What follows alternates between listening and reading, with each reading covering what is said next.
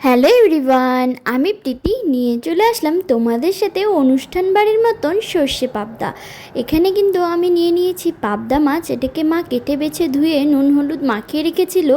এরপরে দেখতে পাচ্ছ মাছগুলো কিন্তু খুব বড়ও না ছোটও না, মিডিয়াম সাইজ। এটাই খেতে কিন্তু আমার বেশ ভালো লাগে।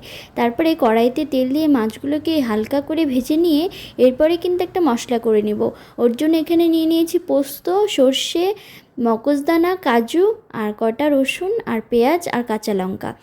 এটা দিয়ে কিন্তু আমি একটা সুন্দর করে পেস্ট করে নিব।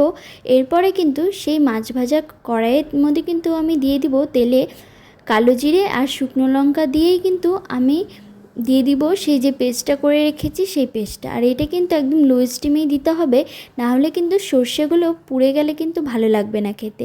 এরপরে দিয়ে দিব নুন, হলুদ আর শুকনো লঙ্কার গুঁড়ো, জিরের গুঁড়ো দিয়ে কিন্তু ভালো করে কষে নেব যতক্ষণ না তেল ছেড়ে এসছে। আর দেখতে পাচ্ছ মশলার থেকে কিন্তু খুব সুন্দর তেল ছেড়ে এসছে। এখনই বুঝে নিতে হবে মশলা কিন্তু পারফেক্টলিভাবে হয়ে গেছে।